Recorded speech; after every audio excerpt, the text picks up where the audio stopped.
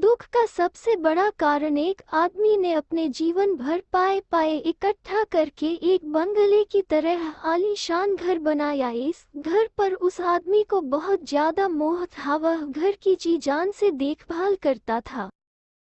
छोटी मोटी प्रॉब्लम आए तो उसे तुरंत दुरुस्त करता था। कई बार लोगों ने उसे उस घर को बेचने की सलाह दी थी। बहुत लोगों ने उसे बहुत अच्छी कीमत पर उस घर को मांगा भी था।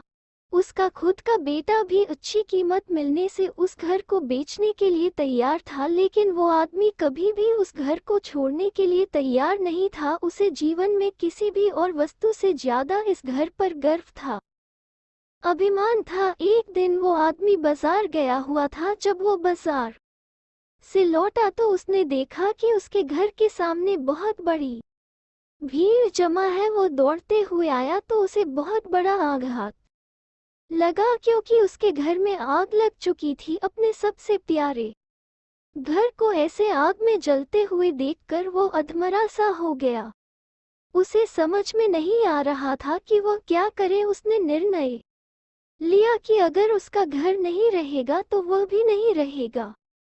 वह भी उसी जलते हुए घर में अपनी जान दे देगा। अपने दुख में जब वो आदमी जलते हुए घर में जाकर अपनी जान देने गया, तब वह तमाशा देख रहे लोगों में से एक ने उसे रोक लिया और उसे कहा कि क्यों बेवजह अपनी जान देना चाहते हो, क्योंकि अब ये घर तुम्हारा नहीं है। एक दिन पहले ही तुम्हारे बेटे ने इस घर का सौदा किसी के साथ कर दिया था। जैसे ही उस आदमी को इस बात का पता चला, उसका सारा दुख खत्म हो गया। अब वो आदमी भी वही बाकी लोगों की तरह खड़े होकर उस घर के जलने का तमाशा देखता रहा। जब वहां पर उस आदमी का बेटा आया तो वह आदमी अपने बेटे के पास जाकर उसे कहने लगा, जरूर मैंने पिछले जन्म में कई पुण्य किए होंगे, इसलिए मुझे तुम्हारे जैसा बेटा मिला। अगर तुमने इस घर को सही समय पर बेच ना दिया होता तो आज मेरी जान चली जाती। तुमने इस घर को सही समय पर बेचकर मेरी जान बचा ली। बेटा बाप की बातें सुनकर बेटे का मुंह उतर गया। उसने बड़े दुख के साथ कहा कि पापा,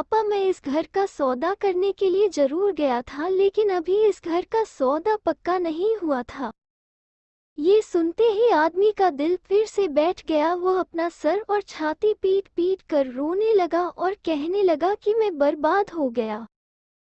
पहले किसी और का घर जल गया, यह जानकर जो उसे खुशी हुई थी वो अब उसका घर है, ये जानकर दुख में बदल गई। दोस्तों, इस कहानी से हम बहुत अच्छी तरह से समझ सकते हैं कि दुख का कारण किसी भी चीज को अपना मानना होता है। जब कोई चीज अपनी है और वह हमें छोड़ कर जाती है तो बहुत दुख होता है, लेकिन अगर वह चीज किसी और की है और उसके साथ कुछ भी हो जाए तो हमें दुख नहीं होता। श्रीमद् भागवत गीता में भी यही लिखा है कि किसी भी वस्तु को अपना मानना ही दुख का सबसे बड़ा कारण है। इसीलिए किसी भी वस्तु के साथ ज्यादा लगाव या मोह नहीं बांधना चाहिए। अगर हम ऐसा कर सके तो हमें जीवन में दुख भी नहीं होगा।